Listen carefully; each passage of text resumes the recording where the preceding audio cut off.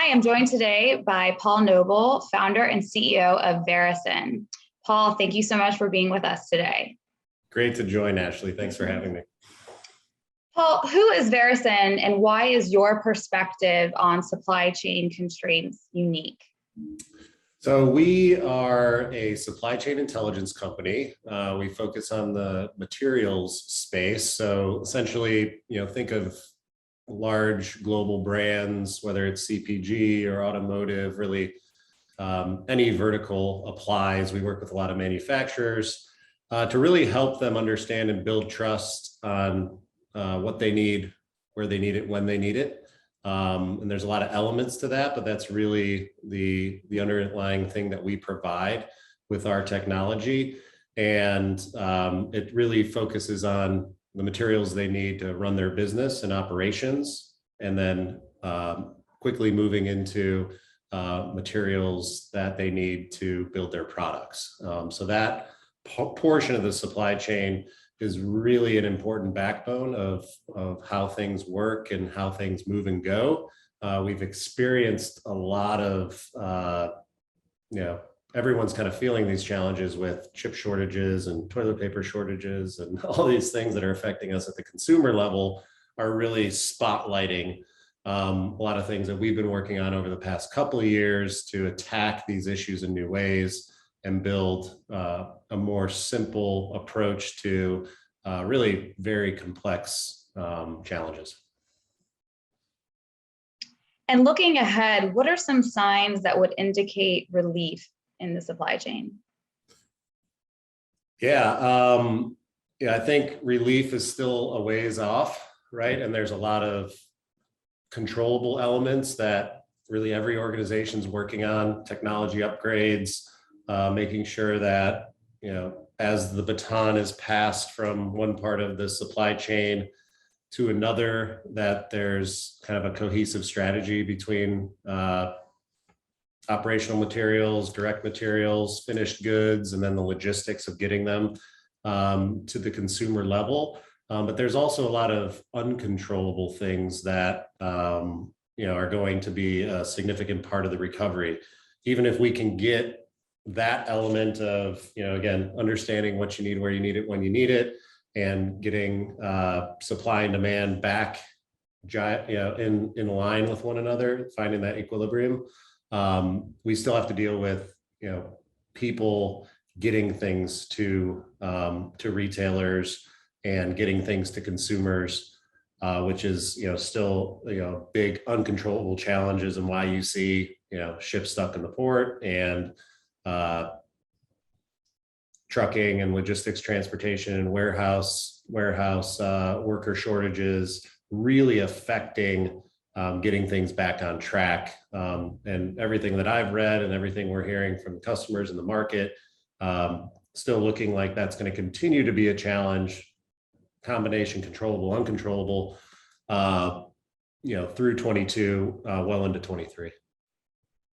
How is data changing the way we approach supply chain and inventory strategy? And how has that changed from pre-COVID to post-COVID?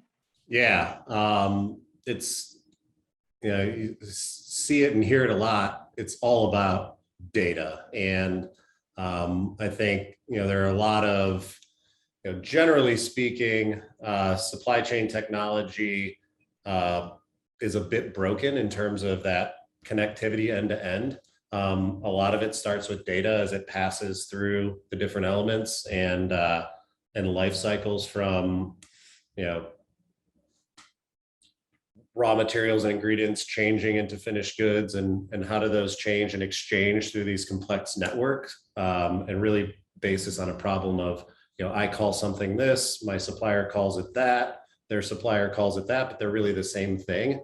There's a lot of that challenge that's continuing to be there for organizations, and it's catching up and finding future ways to eliminate these traditional legacy system and process problems, and then really starting to network build. I think there's a huge opportunity in supply chain for truly network building, not just exchanging POs via, ancient technologies like EDI, but really having an understanding of what you use, what you need, and uniquely connecting with your suppliers so they know what you need and can plan better and really truly network build.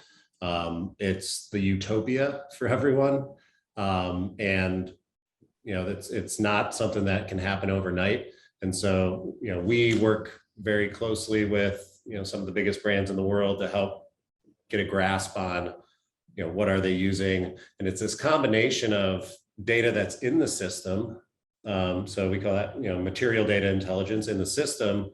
There's like more than probably 50% of the why that goes into decisions and elements of why things happen that live out of the system in the procurement experts, operational experts, engineering experts. It's really difficult to transfer that into the system. So that's where some frontier technologies that can combine that material data and human intelligence really give you the full picture and the full story that are going to allow organizations to sustain and scale across their global supply chains and truly build networks. That's something that we call material truth. It's, again, trusting you have what you need where you need it for the least amount of capital possible while inducing the least risk possible. And we feel that you're going to need, as aging workers turn over and you can no longer plan off historicals. There are just a lot of variables that you need to bring humans together with technology and augment them, and not in a replaced fashion, that are really going to get us to where we need to go long term.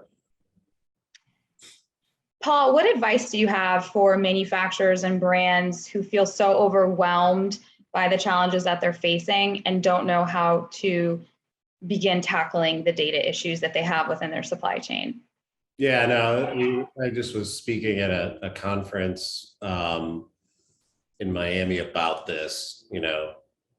Everyone is overwhelmed right now. Everyone is underwater, whether it's IT departments or strategic sourcing and procurement individuals in supply chain or operational and product planning. Everyone is stressed.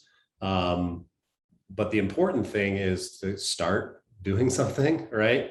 There's a lot of planning you can do. And the biggest thing that we put out to individuals and organizations at the leadership level across procurement and operations is don't turn to the past of traditional solutions of cleansing, governing, and waiting for the data to be perfect so you can drive outcomes that you're looking to do to get you to the future. So don't turn to the past to get to the future. And there are some ways that you need to do things now, and you won't be any more ready 3 months, 6 months, 9 months from now than you are today.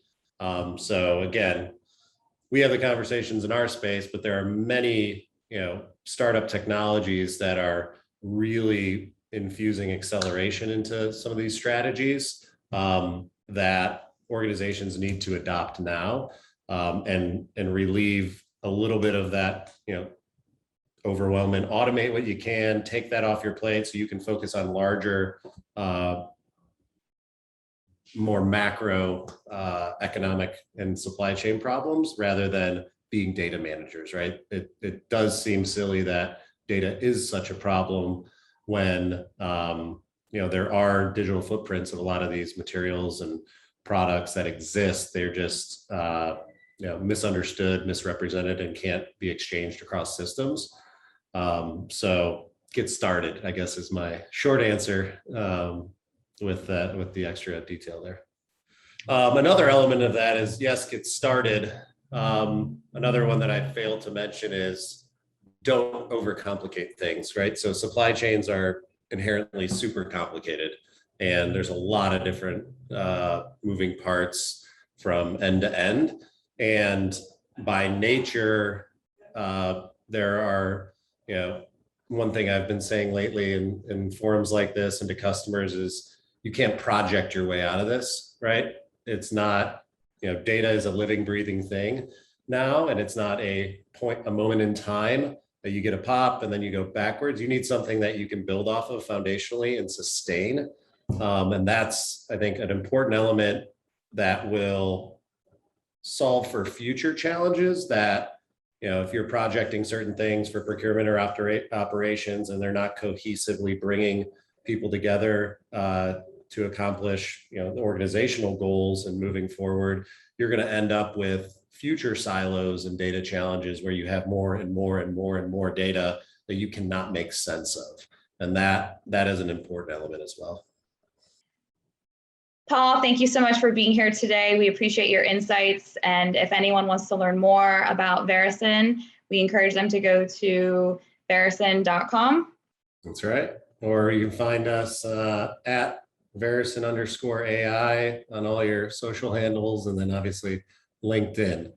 Wherever we can help, we're excited to do so. It's a unique moment in time in supply chain and the beginning of what we see as a kind of a 5 to 10 year renaissance and evolution of supply chain technology. So while it's complex and overwhelming, we're going to see a lot of innovation, have a lot of fun over the next 5 to 10 years. Thank you, Paul.